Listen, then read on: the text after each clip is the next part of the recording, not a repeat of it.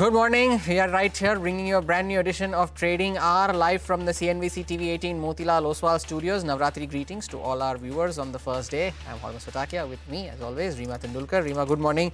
Well, looking at how the IT stocks have reacted, you would take a 20-point fall on the Nifty with both hands, won't you?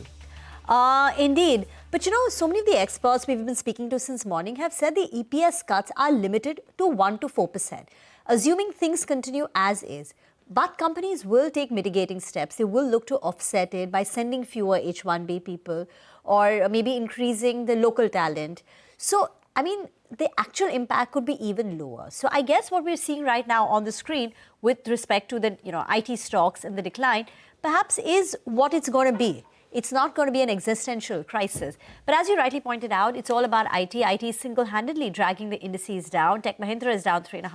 Infosys, TCS, Wipro, HCL Tech are seeing losses of close to about 2.5%. Mid-cap IT names, though, are taking a bigger knock. But that is because they've outperformed, and their ability to bear the H-1B burden is a lot lower, especially if they are sending significant number of people abroad. So Hexaware told us that about 40% of the American workers are on H-1B visa, and that stock is down close to about 6% Emphasis, Persistent, Coforge too are seeing a downtick. But if you strip that out, it's not that the other sectors are losing significant ground. You've got, I think, the pharma index, which is mildly lower. The Nifty pharma index is under pressure. But outside of that, we are holding up pretty okay. So let's talk about stocks outside of IT. Harmas is now at the big wall, and he's going to put the spotlight on the top movers in the market. Harmas. Well, I had to put the spotlight on IT considering the fall that they have had this morning. And you take a look at the volumes as well. It's been on very significant volumes too. Now, Persistent, we've already had over 7 lakh shares that have changed hands. The 20-day average is just close to 1.5 lakh. Now, Tech Mahindra has seen the most significant volumes here. 25 lakh shares of Tech Mahindra have changed hands. The 20-day average here is just 3 lakh shares. Same is the case for Coforge, 11 lakh shares compared to a 20-day average of 4 lakh. And LTI Mindtree, with close to 2 lakh shares having changed hands, the 20-day average here is only 64,000. So a lot of these IT stocks are declining, yes, but also declining on very significant volumes compared to their 20-day average. The second one on the list today is a PSU name called State Trading Corporation, and here the stock is up 16%. This is the biggest single day gain and the most significant volumes that the stock has seen since July of last year. And you take a look at the volumes here as well. We have been highlighting this for quite a while now, that these broader market names, the moves that you're seeing are on extremely high volumes. And you take a look at the volumes here as well. 2.5 lakh shares have changed hands. The 20-day average is just over 3,000 shares. So compared to a 3,000 share average, over 2.5 lakh shares have changed hands. And courtesy of this move, the stock has broken above all of its key moving averages. Of course, mind you that the stock is having a very little free float in the market, considering the government owns 90% stake in the company, and of course, which is well above the minimum public shareholding norm. So keep that at the back of your radar. And lastly, the stock on the list is Shalby, and Shalby was up around 10-12% a few weeks earlier as well. It's up another 10% today. It's the third straight day of gains for the stock, during which the stock is up 16%. And take a look at the volumes here as well. Over 40 lakh shares have changed hands. The 20-day average here is only 2.5 lakhs, so well over 20 times the 20-day average already within the first 2 hours of the trading session. And courtesy of this move, the stock has already gained more than 35% in the month of September. It has turned out to be the best month of the calendar year so far for Shalby, and as a result of which the stock has also turned positive on a year-to-date basis and also now trades above its IPO price. Thank you very much for that. But today is the start of Navratri, and the GST 2.0 reforms kick in from today. We have with us Yashovardhan Sinha, CMD at Aditya Vision. Now, this is a company which sells a wide range of products. They include digital gadgets like your laptops, your mobile phones, home appliances like refrigerators, AC, entertainment solutions like televisions. They operate in more than 175 stores across India, but predominantly in Bihar, Jharkhand and Uttar Pradesh.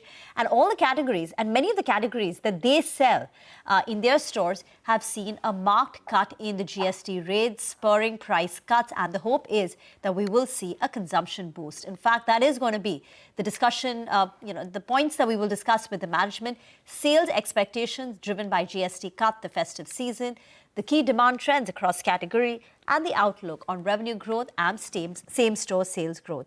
Thank you very much, Mr. Sinha, for joining in. I think that's the first question, right? Q1 was a bit subdued, but now expectations are running high. What were you anticipating at the beginning of the year in terms of an overall growth? What are you now expecting? And particularly for this festive season, what is the sales growth that you anticipate? Good morning. Thank you very much for having me on your show. This big GST cut, I'll say, in fact, it is a revolutionary step from government. We expect that it is going to spur the demand like anything. In fact, it has just kicked in from today, and we are hoping and expecting to have a very good season ahead. In fact, such large cuts on air conditioners and larger TVs, etc., is going to see big boost for demand for these products, and we are hoping to have a very good season going ahead. Can you put some numbers, sir, for this festive season, which runs from now to almost year end? What is the growth and full year growth? We give our guidance of 20 to 25% in our guidance. And we are hoping to better this guidance this year because there is something new associated in this festive season. Mr. Sinha, good morning. Thank you for joining in. Please complete your point, sir. Sir, what I was saying, what we are expecting that with such big cuts and with muted Q1, which we have seen, we are expecting a very good festive season going ahead. There are a lot of inquiries also. We are having a lot of bookings also. So these augurs well for our coming festive season first. Second, coupled with 125 unit free electricity has also a big catalyst in keeping the demand very high, and it is going to cheer up our customers. So these all, in fact, I'll say that everything together is definitely going to do very well for the demand side. So, Mr. Sinha, since you mentioned that there was a significant rise in inquiries as well after these rate reforms were announced, can you mention the categories in which you saw a significant spurt in inquiries, whether it was the air conditioners, whether it was television or other consumer durable appliances? Yeah, of course. Wherever people were expecting a large cut in GST, the inquiries are very much there. I mean, ACs, which will be now taxed at 18%, they are very much in demand and very much people are awaiting for today. So AC is one category. Second category will be larger screen televisions, where there is a huge cut in another 10% cut in taxes. So I think these two categories are going to do very well. And in fact, people are withholding their purchases also, which I think that with pent-up demand and coming season festive mood, I think these two categories are going to do very well. Mr. Sinha, you spoke about how customers were withholding demand, waiting for the lower rates to kick in. Now, when we look at Q2, how was July, August, and even till yesterday when we had higher rates? I mean, was that as weak as Q1 or was there an improvement? I'm trying to understand pre-cuts. I'll say that in fact, muted Q1 spilled over Q2 also because of incessant rains, as you must be aware. Yes. So it was a huge impact. It had some impact on our sales, but definitely from the day GST was announced, there was people were withholding their purchases. And though, of course, it was not very significant, but it was significant as far as growth is concerned. So when you say muted till 15th of August, what are we looking at in terms of growth? And what about after? Not 15th of August. In fact, when GST Council announced the entire decision, then only growth was. In fact, people started staying away from buying. So what was Q2? Give us an indication. We're almost coming to the end of Q2, barring this last 10 days. How has Q2 been on an average? So, as you know, this Q2 going forward from today, that will be a big part. In fact, maybe in next 8, 9 days, we are going to cover a lot of lost ground, what we have lost in this month itself. So I think that we'll be covering up and recovering very well in Q2 in last 9 days. So has this GST reform done anything to your store expansion plans? Considering how the first quarter was and the first half of the second quarter was, and now with the then and now factor, do you believe that you would be trying to go past that 200 store count by the end of the year? Yes, we in fact, this is a very bullish news as far as our stores are concerned, and we are going all out on this front. We hope to add. In fact, we have been adding more than 25 stores per year every year since last 3, 4, 5, 6 years. So we are in fact ramping up our capex, and we hope to open let's say more than 30 stores, but definitely will be above 200 store count by end of this financial year. Okay. Sir, if I just broaden the time horizon and say 3 years down the line, what would be the 2 or 3 growth drivers for you? What is the opportunity that you're tapping? We are, in fact, tapping on the opportunity that for the large population, we are in fact catering to. We'll be surprised that we are catering to almost 32% of entire India's population. And this population generally has remained underpenetrated all the time. So we think we find a very exciting market here, going to such places where nobody was there or it was still untapped. And overall penetration is so low, in fact, in all this region, that we hope that we are going to continue growing 30-35% over next near to medium term. So with this anticipation, Mr. Sinha, one final question, sir. Does your store count over the next 3 years double from where it currently stands? I hope so. In fact, everybody is aligned to this, and we are hoping, because all the store, whatever we are opening, they are giving us very good result. And in fact, we are looking towards newer, fresher areas, I'll say, still untapped area. So I think, yes.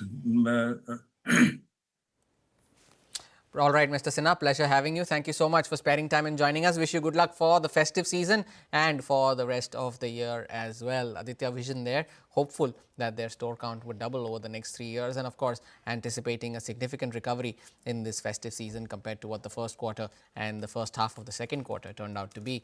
Take a short break. On the other side, put the spotlight on the crypto market. Manisha Gupta joins in.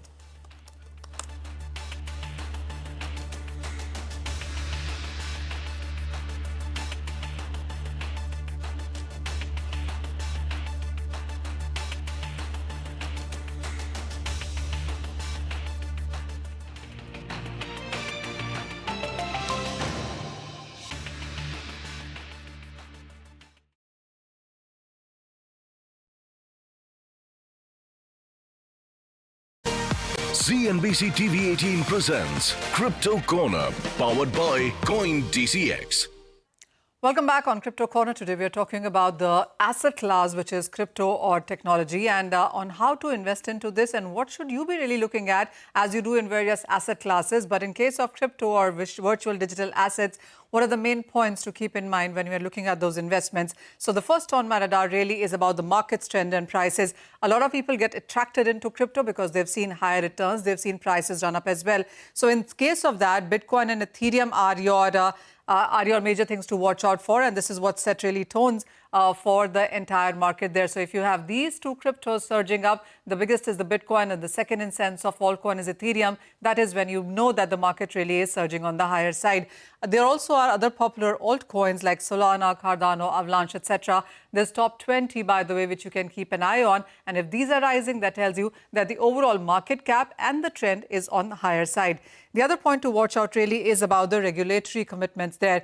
Well, this is interesting because it really is about what stance, what country is taking will tell you on how the crypto as an asset class will move. So whether it's about regulations, bans, new crypto laws that are being globally launched is something that will lead the further direction. We've seen what is happening in US. We've seen how the legislations there have been changing. And apart from that, it can be about tax policies, KYC, AML rules that can impact prices and the market sentiment as well. The third thing to keep an eye on is about the technology and the protocol upgrades itself. You remember in the recent days, we've seen Ethereum continue to upgrade its layer 2 scaling solutions, so much so that we've seen improvement in transaction speed, cost, efficiency, etc. These things always work in favor of those coins which are ready to do hard work and improve technology. And then new consensus mechanisms, interoperability and sense of features, all of these are big positives. It also is about DeFi and the NFT trends that the street watches out for. So whether it's about growth or contraction within that space, popular NFT projects that are coming in and the kind of price that people are ready to pay for that also sets a tone. It also is about adoption in case of crypto when it comes to gaming, metaverse, digital art, etc. If there is more interest, the prices are going to go up, and that is your cue to go bullish in the markets there. It also is interesting to watch out in sense of adoption and partnerships. Newer partnerships, integrations, major financial platforms advocating it or adopting it is interesting. Merchant acceptance for payments in crypto also is another thing that the street keeps an eye on. It also is to do with the institutional buying. It has been about family houses buying. Big companies like Alphabet to Samsung to L&T also seem to be getting into crypto, and that is lending credibility there. Watch out for market sentiment. Track social media for real-time sentiments. If everybody is going bullish or bearish, or there is a new move that is trending, you know where to go in that sense. And that isn't just about crypto, but various other asset classes also. Take a look also in sense of security and hacks, especially when it comes to crypto, because this is online, this is blockchain. So any hacks, wallets, vulnerabilities, if it also is about newer security standards, if it's about rug pulls, if it's about something new coming in, it's something that you should be keeping an eye on. This is to be more about cautious in what really are you investing in. And then it is about macro factors. Everything in sense of asset classes does watch macro, and so do virtual digital assets. So whether it's about interest rates, currency moves, anything newer that's happening in sense of geopolitics, safe haven buying, crypto does form a strong part of this as well. What you might want to also watch is the high growth potential in many of these cryptos. Portfolio diversification is one of the reasons that people do get in cryptos within their portfolio. And then it also is about innovations, exposures within DeFi, NFT and Web3 happen for that. And in the recent few months, it also has been inflation hedge that crypto is being seen as. So that is about the various factors. And the reason that you want to have crypto in your portfolio are these. But with that, that's all the time that we have on this segment. Go for a short break. When we come back, we talk about more markets and stock specifics on the other side. CNBC-TV18 presents Crypto Corner, powered by TCS.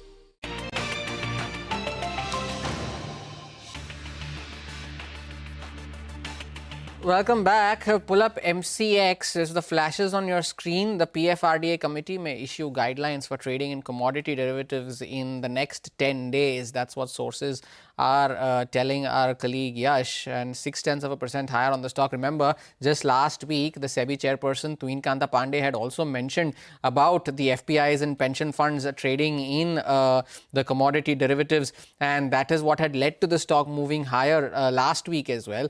And the sources are also saying that the PFRDA does not need any other regulator's approval and will start studying more commodities for investments after gold and silver. So the guidelines are expected in the next 10 days, and as a result of which there has been a significant recovery from the opening lows of for MCX, almost 150 rupees that have been recovered from the lows of the morning. That's MCX as of now. We'll get you more details from Yash in just a bit, but good time to get in some trends from the FNO space. The Nifty, after being quiet for a while, has slightly grinded lower now, 50 points down on the index. Sudarshan is joining in with the latest trends from the FNO desk. Sudarshan.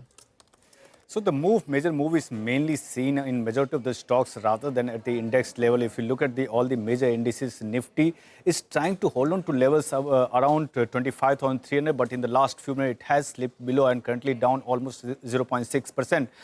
And the sector which is downgrading, like underperforming and dragging the index, that is the IT after H-1B visa issue, and all the stocks, whether you take a mid-cap IT names from Infosys, LTI, Mindtree, Coforge, Persistent, to large-cap IT names, Tech, Mahindra, Infosys, TCS, all the stocks are somewhere down in the range of 4 to 5%. If you talk about the minor support that is coming for financials, and all the GST names basically are being impacted by GST cut, positively impact. Take a look at Hero MotoCorp, Bajaj Auto, Maruti, Mahindra and Mahindra. All these stocks are trading with gains. What does volatility index is indicating? So it's up around 4% because of the major moves that you are seeing in majority of the stocks. Put call ratio has moved higher to 1.04% from Friday's close of 0.97.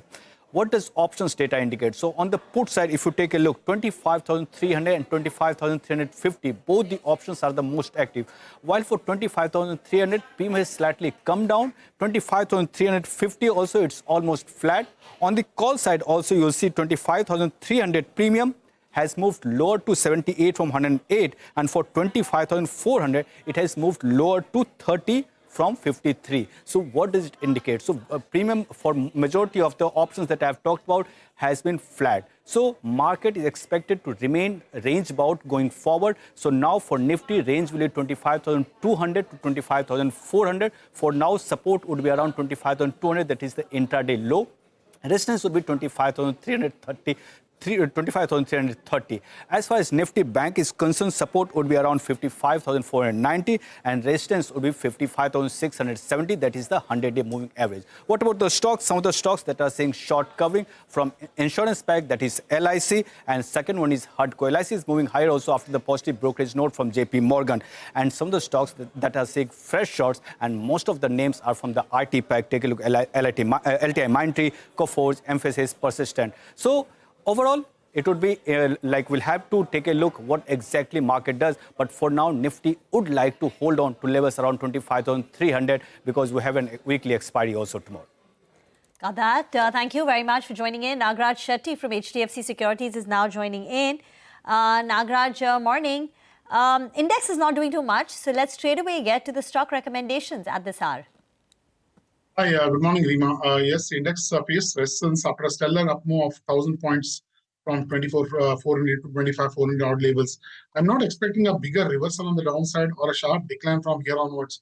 Market could find support somewhere around 25,100 to 25,000 level. I'm expecting a bounce back from the lows, and eventually Nifty could move above the initial hurdle of around 25,500 levels in the near term. So trend remains bullish, buy and dip supportive for the market. And stocks are concerned, I have two stocks. First one is the BML. Chartically, BML has been in an accumulation phase from the lower level. It has bounced back from the lows, and after showing a sharp up move, it has witnessed a consolidation moment and making an attempt to move up. The overall chart pattern is looking positive.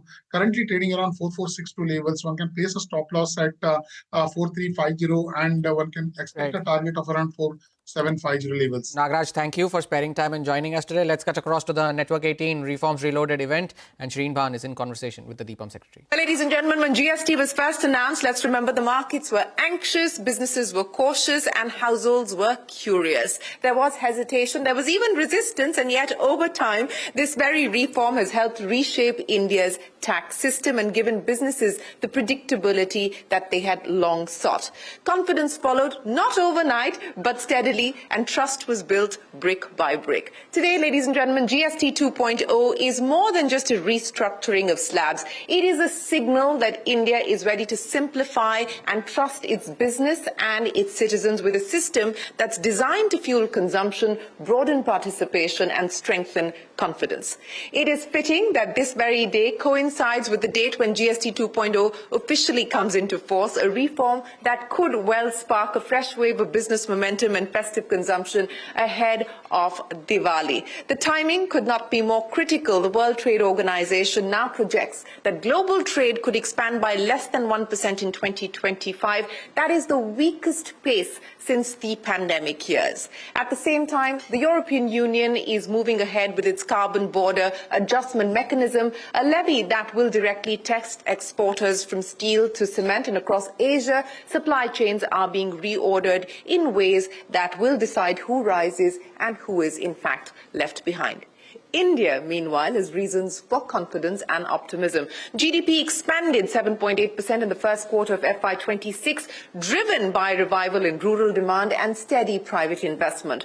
Forex reserves have crossed $700 billion. That's a record buffer against global volatility. The IPO market has raised more than 50,000 crore rupees just in the first half of FY25, making India one of the busiest primary markets globally. And yet, equity indices, which have remained volatile and choppy, continue to be driven higher by domestic institutional inflows. Foreign investors have, of course, been skittish. And that is why this summit matters. Reforms Reloaded 2025 is about asking whether policy ambition can translate into lived economic impact. Will GST 2.0 ease the cost of doing business and fuel consumption? That's the number one question on everyone's mind. Will disinvestment and asset monetization finally shift gears after years of debate? Can India match its reform narrative with resilience on the ground and credibility abroad? That is the purpose of Reforms Reloaded 2025.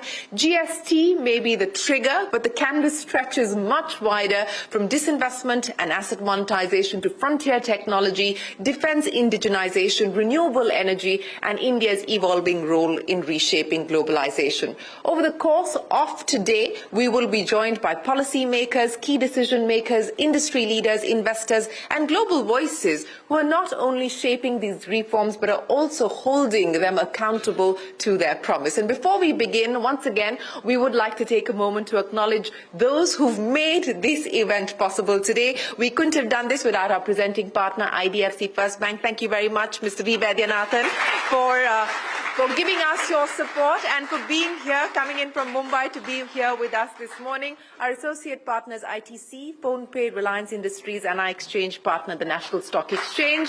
Thank you to each one of you. Your support reflects a shared belief that reform is not a one-time event, but a continuous journey that must be told, debated, and delivered. We hope that you enjoy this day of conversation, dialogue, and deliberation. Please keep your feedback coming. Please keep your questions coming. Do tweet, do join and engage with us on social media. Again, once again, ladies and gentlemen, many, many thanks for joining us here this morning.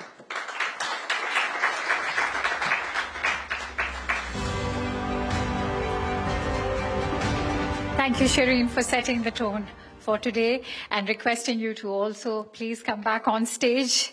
We want to start the day as we are in a time of global shifts, slowing trade abroad, and India stepping up in BRICS and the G20 as well. At home, GST 2.0 is reshaping the Indian economy. The real question, can we speed up reforms to boost investment, competitiveness, and global standing? At the heart of this lies divestment and asset monetization. Are we moving fast enough to take us into that debate? Please welcome Mr. Arunish Chawla, who's the Secretary of Department of Investment and Public Asset Management, with a huge round of applause, ladies and gentlemen. Shri, please.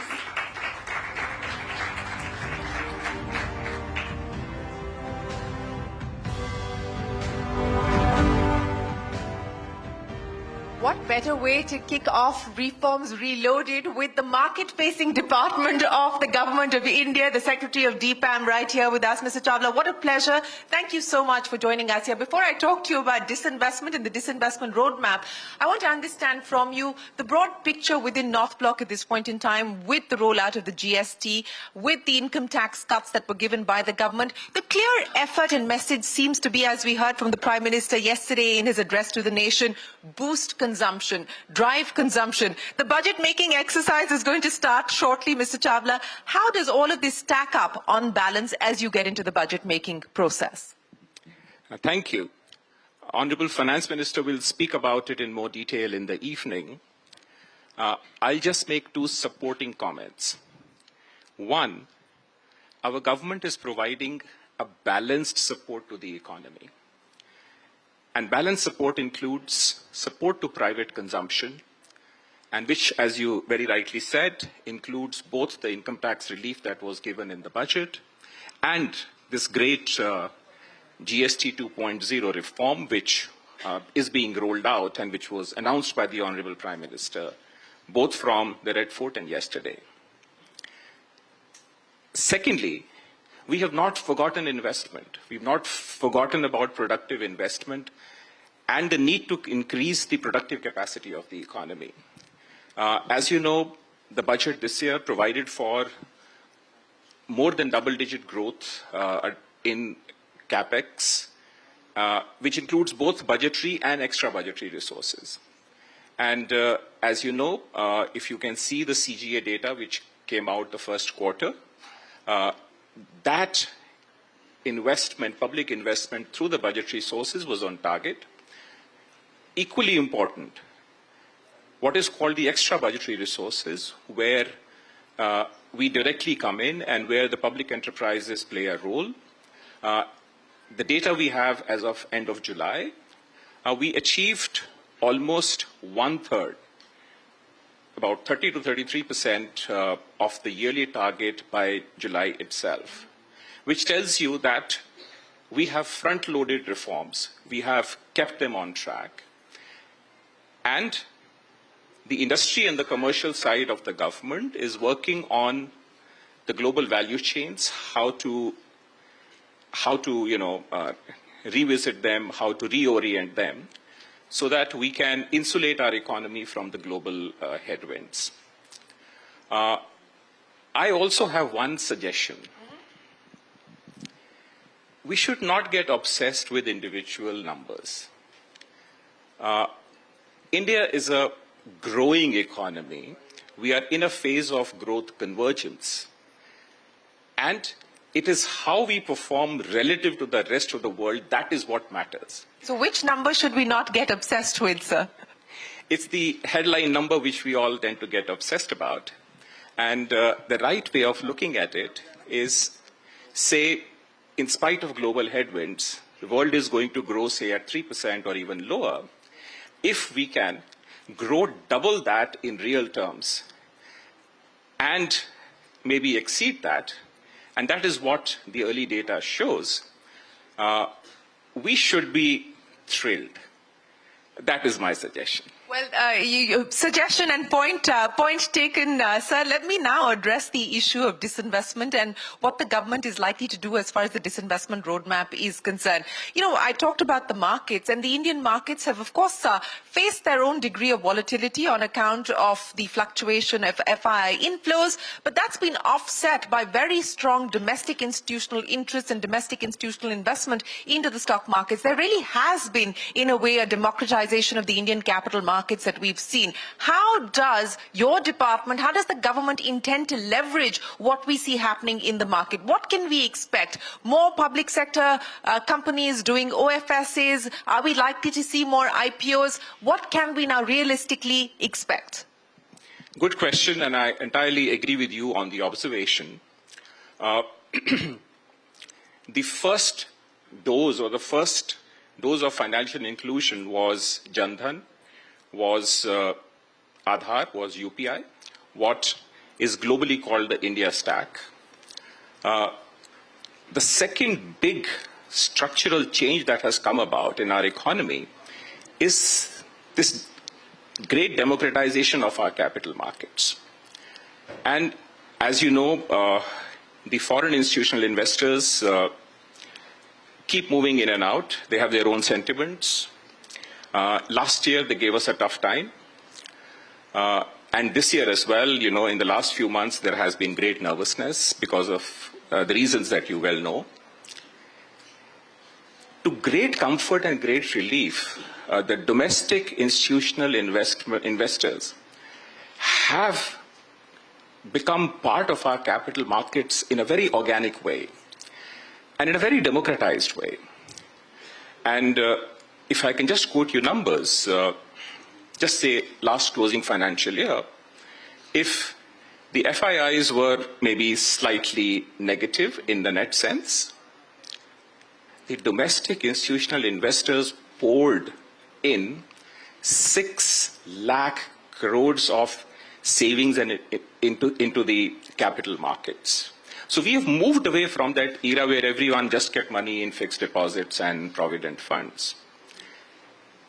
And mind you, almost 2/3 of our domestic institutional investments, the mutual funds and the, more high net worth individuals, almost 2/3 of it is just individual investors. And what they poured in as 6 lakh crores is almost twice as the 3-year moving average, which is again twice of the previous 3-year moving average. And this year, they say from January till August, again, as the FIIs in a net withdrew 1 lakh crores, the domestic institutional investors poured in 5 lakh crores. And that is why our capital markets are the best performing world over. We have overcome the headwinds, and you can see they're now stable and looking forward to what today you call reforms reloaded. So what can we expect as far as your pipeline is concerned, sir, both in terms of IPOs, in terms of public sector enterprises, public sector banks needing to meet the minimum float norms that the regulator has in place? Give us a timeline of what is on the anvil. You can expect from us honest gratitude to the small investor. Can you put a number to that, sir? What does that mean exactly? So essentially what that means is that we started with a few market stake sales at the beginning of the year. We held up a bit in the days of nervousness, but as markets have stabilized, we will bring in value creation opportunities for small investors. We will bring in more OFS, we'll bring in minority stake sales, we'll bring in maybe a few IPOs, and we will speed up this journey. And I will also congratulate and thank CNBC-TV18 because you have helped us connect the policy space, the market space, the investors together in such a beautiful manner. Well, thank you very much for that, and we look forward to being able to continue to do that, sir. But, so the second half of the year, IPOs, minority stake sales, and OFS, do you intend to make that disinvestment target of 47,000 crore rupees, or perhaps this time, for a change, beat the disinvestment target as well? Fingers crossed, beat it this year. Beat it this year. You're feeling confident about that? Absolutely. IPOs, on the insurance side, are we likely to see IPOs from the insurance companies? Are we likely to see IPOs from the defense space? Because that's a space that the markets are at this point in time fairly excited about. Where could we see the next set of IPOs coming in from the public sector? It would not be fair for me to name individual companies. You can give us a sector. Yes. But broadly speaking, what you said are the right sectors. And in these sectors, you will see various forms of minority stake sales through various methods, the SEBI-approved methods. And we, as you said, have a good target in mind and maybe exceed it so that all these small investors who have reposed their faith in us, we repay the gratitude back to them. So how do you then respond, sir, to the comments that have come in from many market observers and market watchers who say that, look, the disinvestment story in India is dead? I would refute that very strongly. We tend to pick up stereotypes very quickly. What is disinvestment needs to be understood very carefully. And if you see the evolution of this policy 25 years ago, when this department of the government was founded, it has been through four phases. The first phase was 1999-2004, which was a learning phase, or you can say an experimental phase. The second phase, that is 4 to 14, was a phase of political constraints or coalition constraints. That is a better word. And of course, the strategic disinvestment took a backseat. But the department continued with minority stake sales. The department continued to engage with the capital markets. The third phase, which is 16 to 21, we would say was the revival phase, when strategic disinvestment was revived. And revived in the right earnest, because you see, and the fourth phase, which is 21 onwards, which is called the Atmanirbhar Bharat PSC policy, is a phase of integrated disinvestment policy. And what that means is that disinvestment and closure are two sides of the same coin. At a micro level, they may look very different, but at a macro level or in a general equilibrium framework, they both create greater space for the private sector. And if you see, as many as 50 public enterprises have been taken up either for disinvestment or closure in the last 50 years. And that has yielded dividends. You see such an exciting private sector manufacturing growth. But we must not forget that public sector also has a fair, bona fide role to play in our economy. There are certain strategic sectors, there are certain public goods, there are certain public services, there are issues of inclusion which are not for profit in nature. That is where, and of course, now in the present global framework, maintaining the security of our global supply chains, of our raw materials, of our minerals, is equally important. And therefore, when we talk about the disinvestment policy today, it means public sector does its job that is due to it, the private sector does what is due to it, and we share wealth and value that public assets create with the people of India, with the citizens of India, and with our small investors. So let me just push back a little bit on that, because the banking sector, for instance, the expectation was that we would see privatization. That is not the case. In fact, we had the DFS secretary telling us that the government has no intention of bringing down holdings under 51% at this point in time. Telecom, another sector where the government has decided that from a strategic point of view, it does not intend to disinvest. So which are the sectors where strategic disinvestment is likely, where there is still an intent and an appetite to go forward with strategic disinvestment? I would not like to comment beyond my pay grade. So this is very much your pay grade. You're going to have to do this. Okay, let me put it this way. I would not like to, say things which are beyond my immediate domain. But all I can assure you is that all major public sectors, including the financial sector, which is the banks and the financial institutions, are part of our disinvestment framework. You may see one or two big strategic disinvestments, but you may see many more, maybe half a dozen OFS or follow-on offers or different forms of minority stake sales. So half a dozen minority stake sales by way of OFSs, etc., but one or two strategic disinvestments. Let me guess which one or two of those strategic disinvestments it could possibly be. IDBI Bank, so we're talking about reforms, reloaded and accelerating reforms. It's been a disinvestment in the making for over a decade now. Are we going to close it this financial year? Hopefully, yes. Honorable Finance Minister said it in an interview recently, and we are working hard day and night to make it happen. By when will you invite the bids for IDBI Bank? The only timeline given out in the media is end of the financial year. A lot of things happen and are done outside the media glaze. So let the interested parties wrestle it out.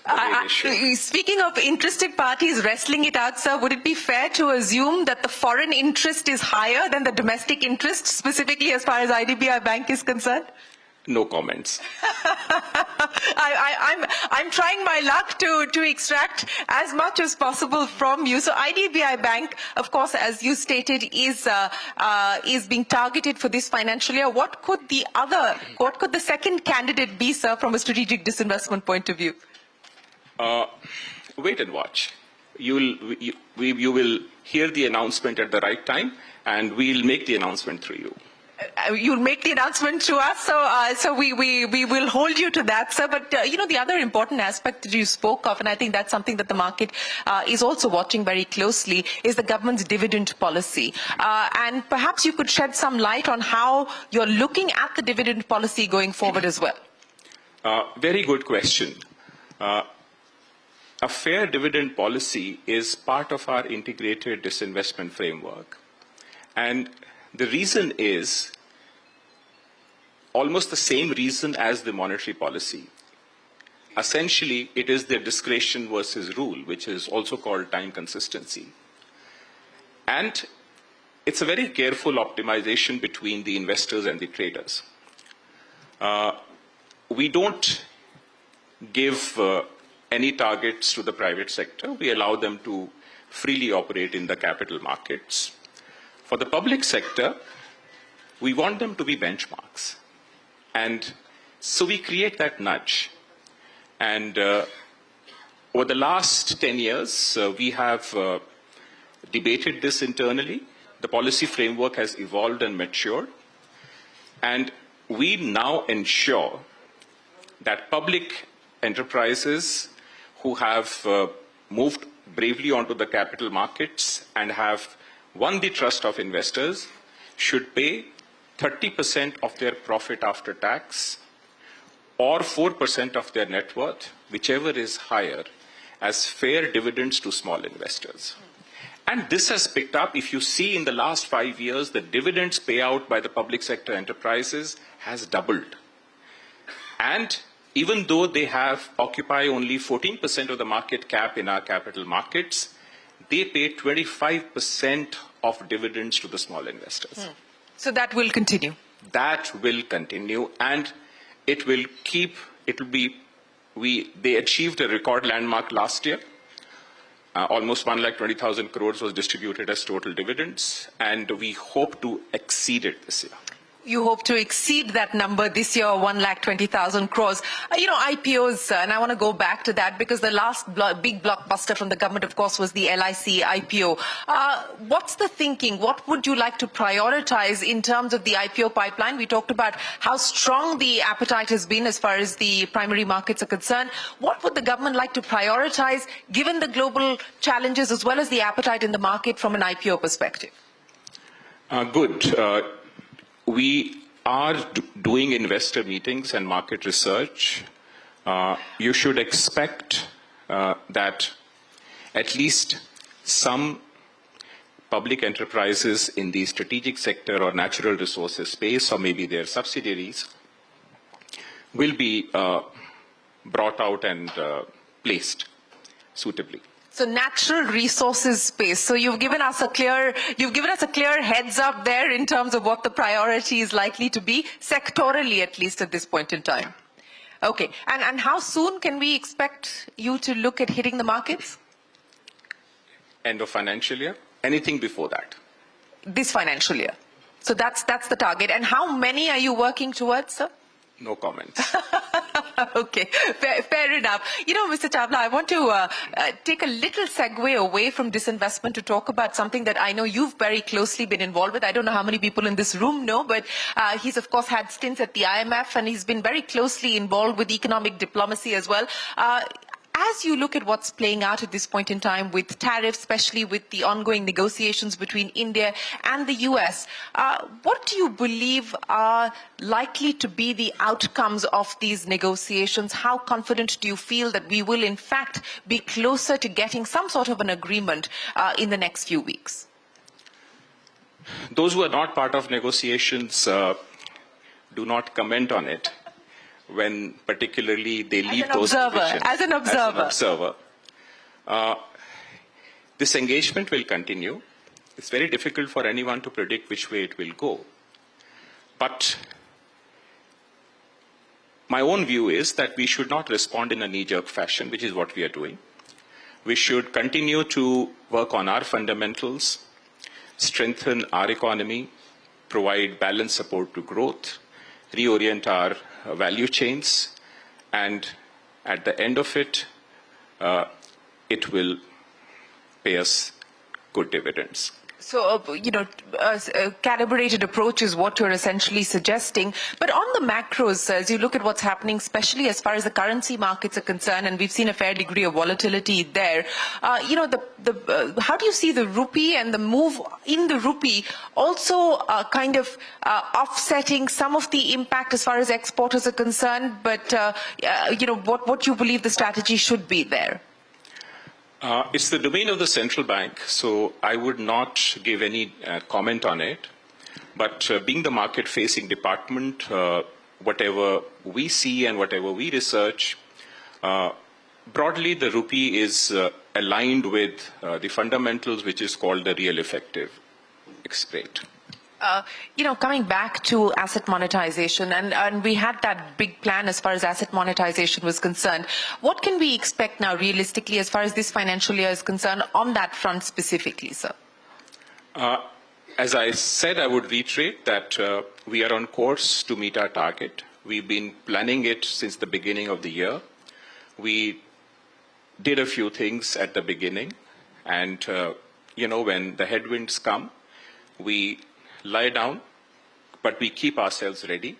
And the moment the fresh breeze comes, we come out and I would say give fair returns, and if I may use my language, fair dividends to the investors. Fair returns and fair dividends. Do you feel a fresh breeze, sir? Is it picking up momentum? Is it getting stronger?